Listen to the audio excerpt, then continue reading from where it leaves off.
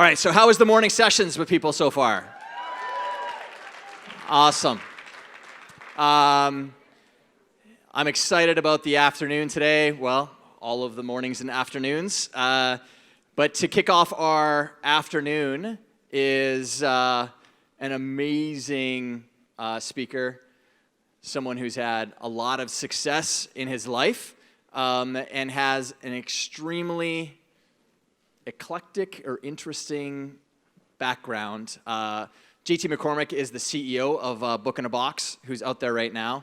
I'm not going to go into his story because he'll tell it better than I will anyway. But he's scaled up a lot of different companies. So not only is he an amazing business person, but he's going to tell you a very inspiring story of where he came from and the life he's led so far. So without further ado, I'd love to bring up Mr. JT McCormick.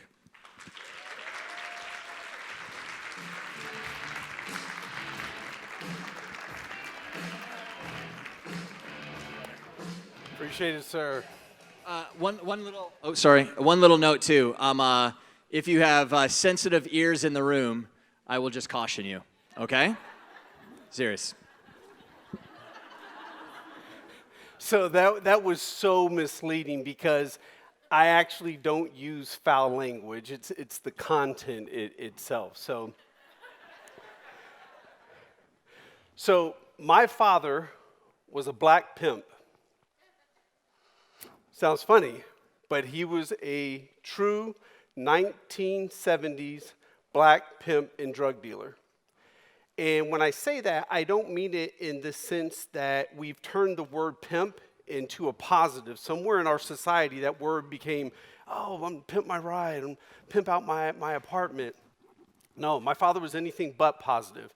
He put women on the street corner, they sold their bodies, and he went and collected their money. So my father also had 23 children. I'm one of 23. The most he had by one woman was 3. So I kind of let you know how much he got around. And let me pause there. You all can laugh through this because I don't want anybody looking like, oh God, dude, what do we do here? So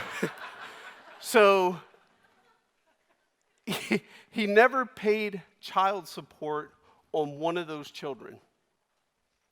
So 23 of us running around, no child support. And like I said, those are the confirmed ones. God only knows how many are still running around. So my mother, obviously she was white, and she grew up in a 1950s institutional orphanage. The orphanage where the kids were routinely beat, neglected, and sexually abused. When she turned 17, they gave her $20, a blue suitcase, and said, good luck to you, there's a world. The world is yours. She had never been outside of the orphanage to even know what the world existed of. But there was the world. So while my mother was in the children's home, the orphanage, she was given the last name McCormick. No clue why or where that name comes from. So when she gave birth to me, if you haven't figured out by now, my parents weren't married. When she gave birth to me, she gave me the last name McCormick. And it was more so because my mom didn't have any family. She had no support. There was nothing. So here she now had this possession. That was her baby. So that was something she could claim as her own. So my mother, when I look at this picture, I often ask myself, okay, there is a scared 21-year-old girl. And I've often, I look at it, I go, what was she thinking? Was she scared because she didn't know what she was going to do? Was she scared because she had to ride the bus to the hospital, the city bus, because she didn't know how to drive? She didn't learn until she was 35. Or was she scared because that was an ugly-ass baby? So my mother only had one child, me. And fact of the matter is, she should not have had me. I'm fine with that. And had it not been for a horrific 1969 abortion, illegal abortion she had, I'm more than confident she would not have had me. So, why am I sharing all of this with you? I got a little better looking over time. So, my father was black. My mother is white. I grew up half black, half white. And I was born in 1971. Now, for us folks that were born in the 70s, I don't have to tell you, being half black, half white in the 70s was not nice. For me, it was miserable. Black people didn't like me because I was half white. White people didn't like me because I was half black. I had nowhere to fit in. I had an identity problem. And when I went to school, we all know kids are just brutal. I was called everything from Oreo to half-breed to chocolate and vanilla swirl, color confused, that one still blows me away, and my favorite was zebra. I remember walking into the class in middle school one day. Most of the kids were already there, and it was dead silent. I walk in, I go over to my desk, and there's a photo of a zebra in a zoo on my desk. It took everything for me not to break and start crying right there, because the kids exploded into laughter. Okay, you got me. Well, as I've gotten older, I realized some of the very things that I went through in life have served me well, that being one of them. See, most people get to high school, college, or they're early in their professional career, and you come across someone who doesn't like you. And for some people, it rocks them. Oh my God, why don't they like me? Is it my shirt? Yeah, I said my shirt. Is it my shirt? Is it the way I look? Why don't they like me? Well, I learned early on, 4, 5, and 6, okay, people aren't going to like me. There are just a lot of people who aren't going to like me. So as I became an adult, it didn't bother me. I had made peace with that a long time ago. So about 2 years ago, let me tell you why I'm sharing this story with you now. About 2 years ago, I said to myself, okay, wow, I'm traveling a lot. What if something happens to me? What am I going to do? How am I going to share my story with my children? So I said, okay, I want to share my story with my children. I love my little freeloaders. It's my daughter Ava and my son Jackson. And I wanted them to know where I came from, how I came to be. I've always been intrigued by those families who can trace their lineage 4, 5, 6 generations, the Ford family, the Rockefellers, the Kennedys. I can't track mine 30 minutes. And so I said, okay, how can I do this? I said, okay, I can put it in a book. And so I set out to write a book, and I knew if I wrote a book, I now had a legacy piece. I now had something that I could share with my children so they would know where we came from. At least it was a starting point. Hey, here's where we started. Dad grew up like shit. There it is. And so as I started doing the book, I said to myself, okay, what do I want to share with my children? And things started unfolding. I said, you know what? If we're going to share it, we're going to share it all. And obviously, they're too young to read the book. That's not a bedtime story yet. So, but things like this came about. As we're doing the book, I'm in the attic, and I'm unpacking, and I come across some papers. And I know we live in a world now of extreme politically correctness. But we're going to go back to the 70s and show you where we just weren't so politically correct. Do you see right there where it says WELF? I was a welfare baby. And they let you know it right there. You see where my mother says MISS? Unwed mother. Welfare baby. And oh, by the way, you owe us $422. So when I found this, I said to myself, okay, there is a huge probability that my mom didn't pay this bill. So I thought to myself, I've done okay for myself over the years. So I went on to Google and I said, what's the difference? How has inflation increased? What is $422 in 1971 now? So I found out. Went and got a cashier's check, made a copy of that bill, and I sent it in to the hospital. Hospital was still 1 Wyoming Street. Now here's what's funny. I don't know if this happened, but you gotta imagine the person who opened the envelope looked at that and said, October of 71, damn, they're a little late, aren't they? So but for me, it was peace of mind. It made me feel like, okay, you know what? I at least paid my way to get into this world. So those are the things I wanted to share with my children. I also wanted to share with them that for the first 9 years of my life, it wasn't that bad. Yes, we were poor. Yes, we didn't have money. We went without food. But I wanted my children to know some of those poor stories. I wanted them to know that my mom and I would often joke, because we were U.S. poor, okay? So there's a difference. Even poor in the United States is better than poor in some of the other countries. So we always joke we were U.S. poor. But my mom and I would always laugh to one another and say, we are so poor, we can't afford the O and the R. We're just po. And I wanted to share that with my children. I want my children to know that I learned the months of the year. By the months that had 31 days, I knew at the end of the month I was going to go hungry because the welfare was going to run out. So needless to say, February is a godsend. Even in leap year, February was good. So I wanted my children to understand that, yes, Grandma, Mom, and I, we put bread bags on our feet because we had holes in our shoes. I grew up in Dayton, Ohio. Winters are harsh. And we put bread bags on because we had holes and it would keep our feet warm. I see some of you shaking your head. We had a connection right there.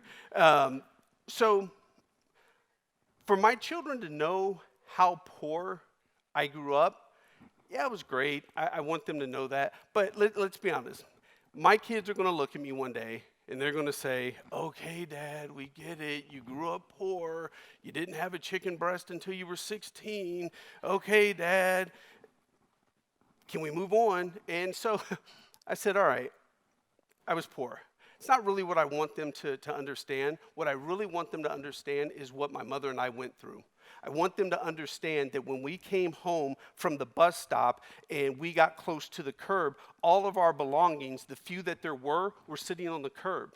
And I was 5, and I couldn't understand, why are things on the curb? And then the landlord comes running out of the apartment complex, and he runs up and he gets in my mother's face, and he says, no nigger lovers can live here. Now, I was 5, but I understood that, we have no place to go, we have no family, and we have no money. What are we going to do? And I remember grabbing a few of my toys, and my mother and I sat on the curb and cried. We had nowhere to go. I still don't know where we went, but I remember we sat there and cried.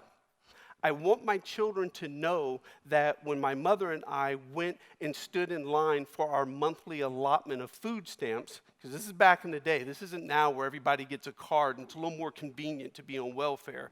You went and you stood in line and you waited hours for your allotment, food stamps, paper money. And I remember standing there, and I do laugh at this, so please laugh. I remember standing there, and a lady, older lady, looks down at me, and she's staring at me, an uncomfortable stare. I'm 7, 8 years old. I'm like, what's staring at me? And she looks up at my mother.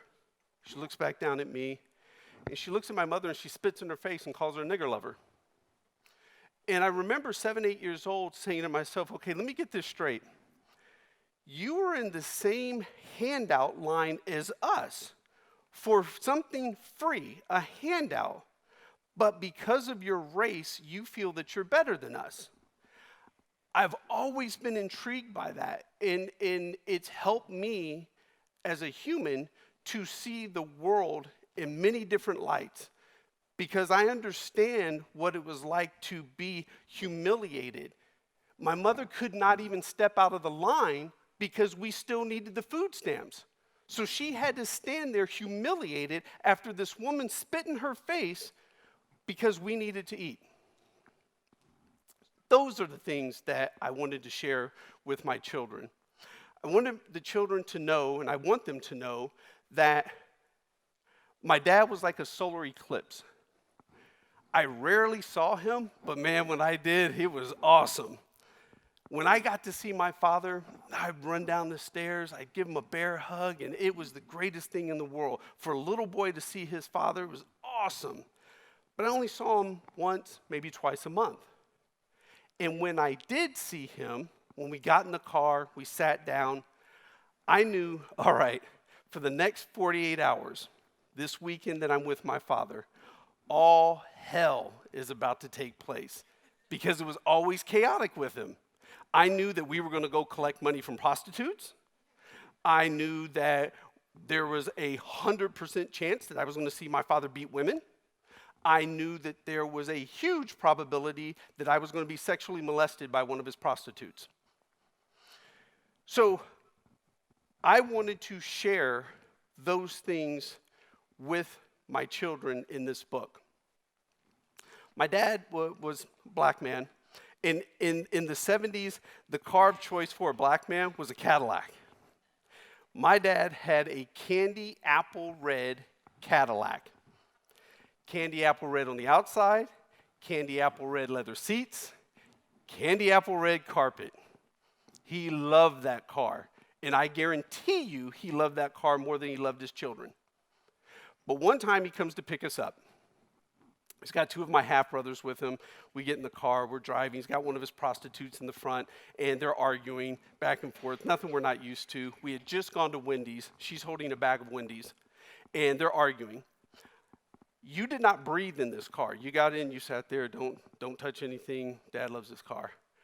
Out of nowhere, the prostitute takes a burger out of the bag, and she hits my dad in the side of the head with the burger. Now, one would think, oh, you hit my dad. No, I thought, oh, damn, you just got stuff on the car. So my dad pulls over. Imagine the busiest highway wherever you're from, middle lane, gets out, goes around, opens the door, pulls her out by her hair, grabs her purse, dumps it on her, middle of the highway, gets the Wendy's, dumps it on her, starts kicking her, beating her, shuts the door, comes back around, gets in, sits down, drives off, and he looks at us calmly and says, so what would you guys like to eat? I want to go home. This was what I always knew I would encounter when I was with my father. And these are the things I want to share with my children. I'll spare you the details, but my mother was facing welfare fraud and going to prison. So I got shipped to Houston to live with my dad. My dad called himself going to try to get out of the game. He just moved the game to Houston. And so I got shipped to Houston, Texas, and I'm with my dad. I had never been away from my mother for more than 2 days on a weekend. I arrive with my dad, and this is what I show up to. My dad and his prostitute were living in a weekly rate motel with my 6-month-old half-sister. So I show up, and yeah, my life was tough, but my apartments didn't look like that. So literally less than 48 hours after I get there with my father, he and the prostitute take off. They leave me with my 6-month-old half-sister. So I'm standing there, and my sister starts crying. She's 6 months old. I'm 9. I had never been away from my mother. And I don't know what to do. She's crying. I'm like, okay, well, I'll pick you up. Patty, I'm consoling. Okay, I love you. What do I do? I don't know how to change a diaper. I don't know how to make a bottle. I don't know what to do. 15 minutes goes by. She's still crying. I'm crying. I'm confused. I want to go home. I want to leave. What I did next still haunts me to this day. I threw my 6-month-old sister across the room onto the couch. In the moment she left my arms, I broke down and thought, what kind of monster am I? What are you doing? And I run over and I pick her up. She's screaming more. I'm screaming. I'm crying. Don't know what to do. And one would think that's the worst part of that story. For me, it wasn't. The worst part was the prostitute shows up with a customer and says, "Get out." So here I am with my half sister. She's crying.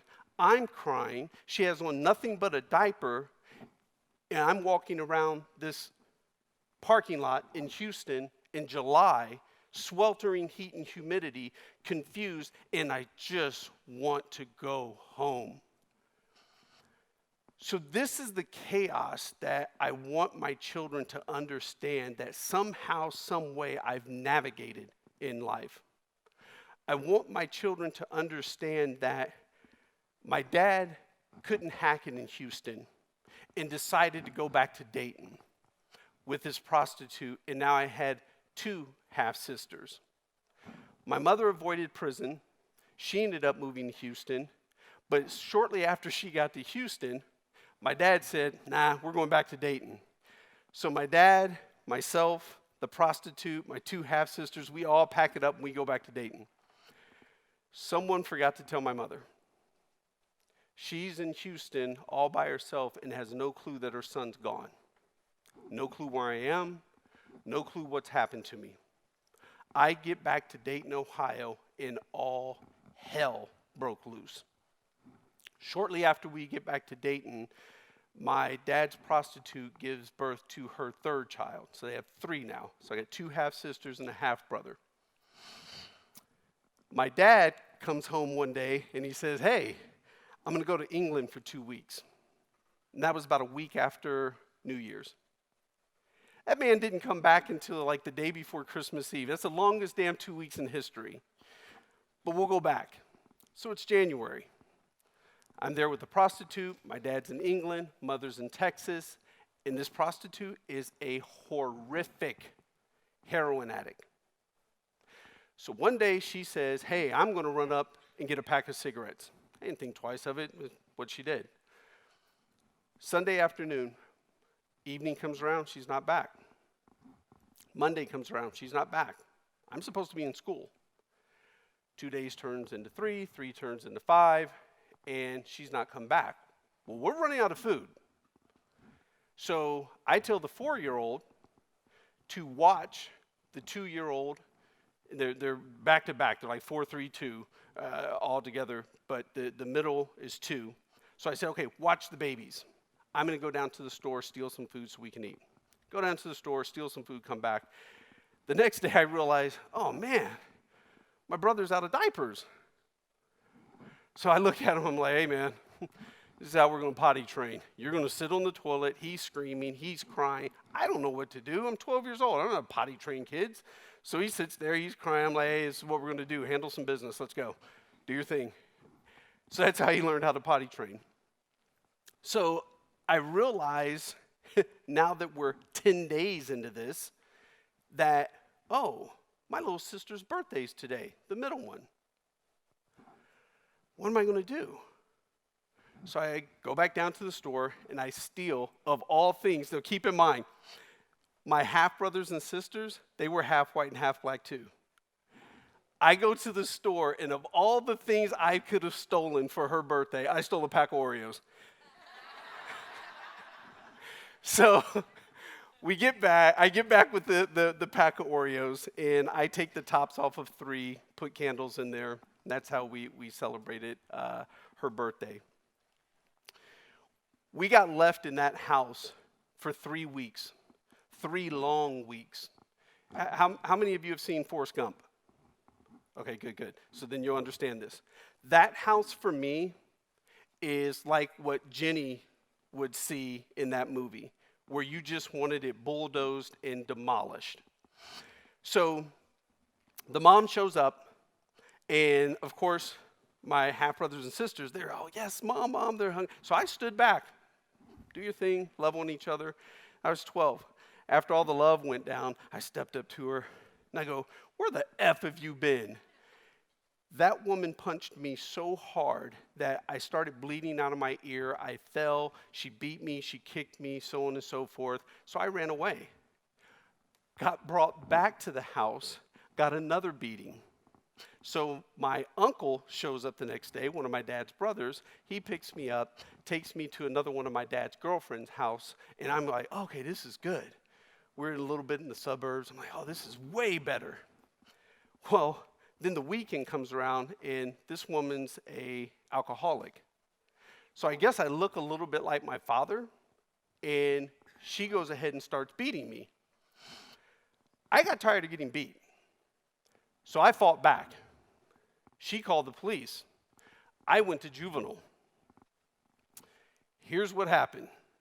Fathers in Texas, fathers in England, mothers in Texas. No one knows I'm in Juvenile. No one visits me. No one calls.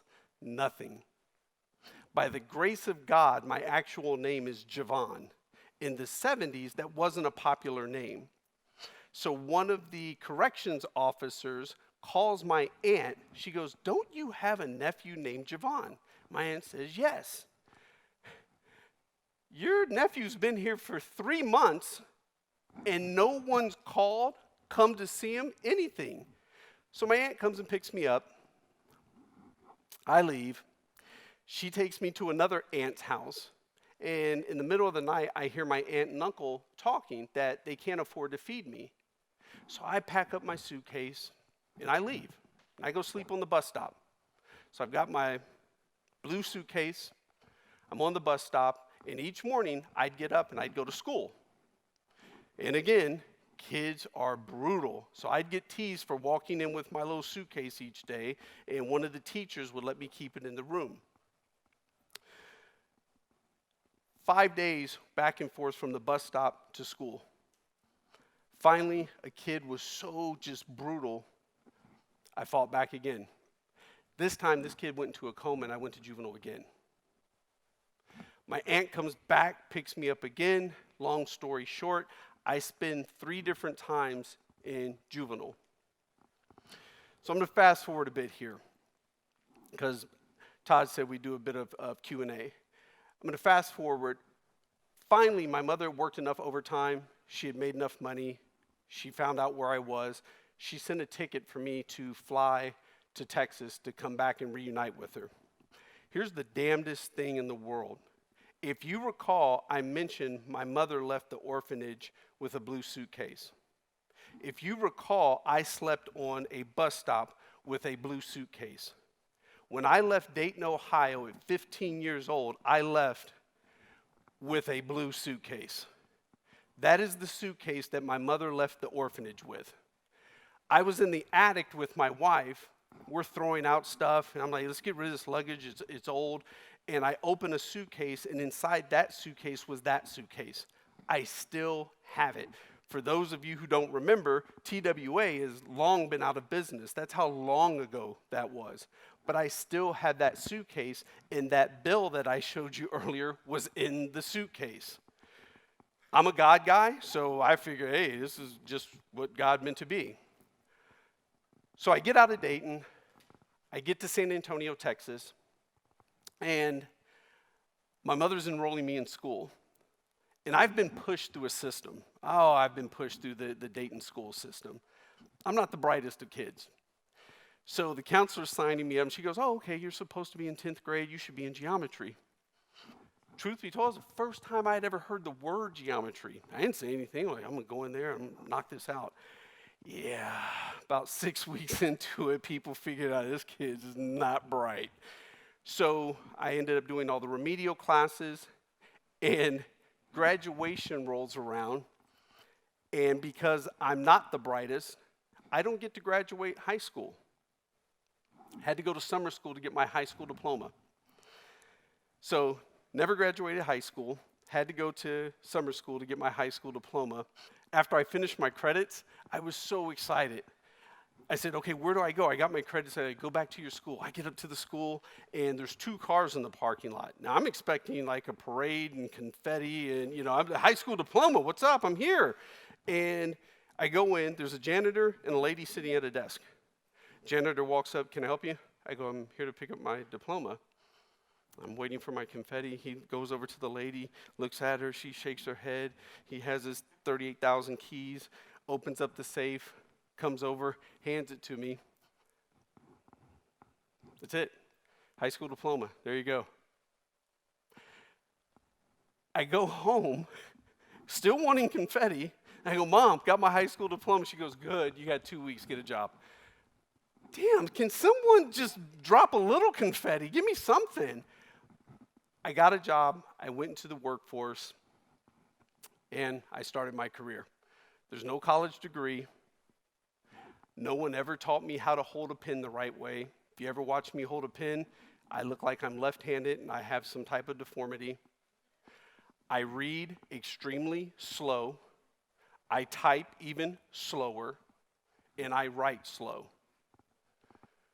But I taught myself how to read an income statement, a balance sheet, and I realized that when you make a deposit into an account, there's really no geometry that goes into that.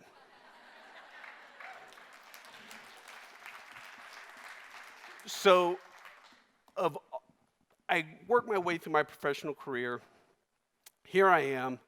A year and a half ago, I get a call from my little brother that I potty trained. Our father passed away. I had not been back to Dayton, Ohio in 30 years. I had not spoken to my father in 30 years. I was so conflicted on, do I go back? I hate that place. Put a match on it and light it. Few people talked me into it. I end up going back. I get back from my dad's funeral. Dayton, Ohio was so bad. I was at the hotel, and I called a black car to pick me up to take me to the funeral. And the guy said, what's the address? I gave it to him, and he goes, ooh, yeah, we don't service that area. Like, what do you mean you don't service that area? Yeah, no, I'm not going over there. Here, call this place. Called another place. They picked me up. He took me over there. I swear to this day, he kind of just slowed down, kicked me out, and he was gone. And it was rough. Of all the money my father made as a pimp and drug dealer, he died flat broke. Nothing. I get back, and I'm informed there's no way to pay for his funeral. I paid for this man's funeral. Here's what's interesting, and it was very releasing for me, or peaceful, whatever you want to call it. So it was a black funeral, and at black funerals, and this may be the case at other funerals, I don't know, but at this black funeral, this is how it went down. Everyone had 2 minutes to speak their piece, say positive things about this person, blah, blah, blah. So all these people were going up there, pimps everywhere. The pimps were out. They were representing. I'm like, wow, this is crazy. They had to open the back doors, and so many people showed up for my dad's funeral. And I'm sitting there like, damn, I didn't know this many people loved him.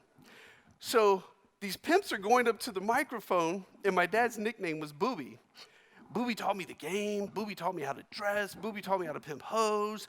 And I'm sitting there, and I'm hearing all these glowing things of Booby, and I'm like, wait a minute. This isn't the Booby I remember. So I'm waiting. None of my family goes up and says anything. So I'm saying to myself, I'm paying for this. I got something to say. So I walk up to the microphone, and I said, I appreciate you all sharing these stories. I never knew these things about my father. This is awesome. Thank you. But that's not the man I remember. The man I remember is the man who called my mother on a Friday and said, hey, I'm coming to pick him up, get him dressed.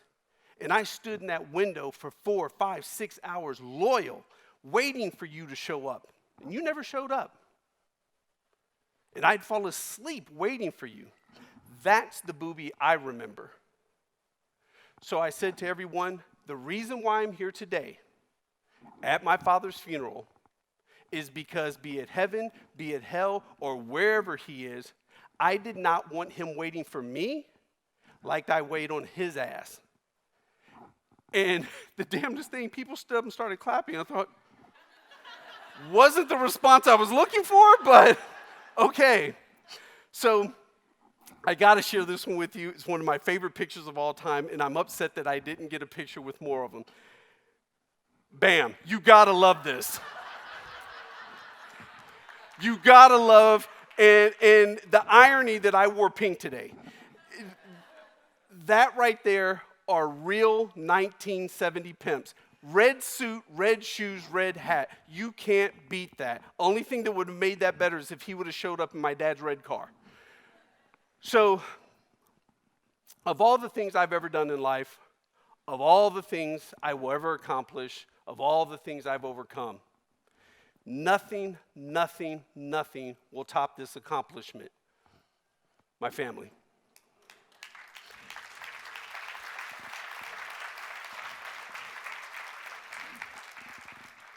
Thank you. My wife and I joke, if you look at my little guy here, there is nothing about my little guy that says his dad's half black. I tell my wife, thank God his college is paid for, because if he ever had to fill out a college loan form and tried to say his dad was half black, they're like, fraud, you're a liar. He looks like he's going to be the governor of Montana. So I share this with you, and I know I'm in a room full of business owners and entrepreneurs. So I'm going to leave you with this. My past, I've spent the great majority of my life trying to run away from it. I did not want you to know I was the son of a drug dealer. My mother was an orphan. There are people to this day who believe, I thought JT had a degree. I thought he had an MBA. If you believed it, I ran with it. There are people to this day who probably think I'm Latino. I lived in San Antonio. Every time I would go into a restaurant or something, someone would come up to me, I got nothing. I do not speak Spanish. But if you thought I was Latino, I rolled with Latino. My wife says it best. I was a chameleon. I was whatever I had to be to get where I wanted to go. There is no degree. I got nothing. My name is JeVon Thomas McCormick.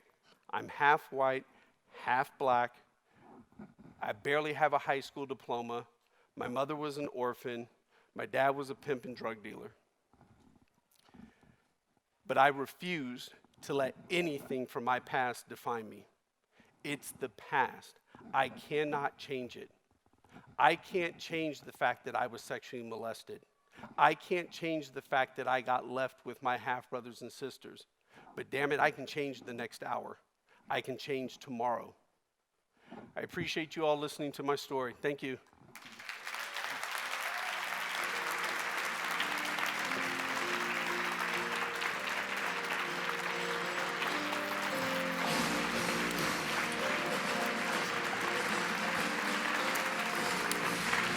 Stay up here for a second. JT, you're an absolute gem, buddy. That was outstanding.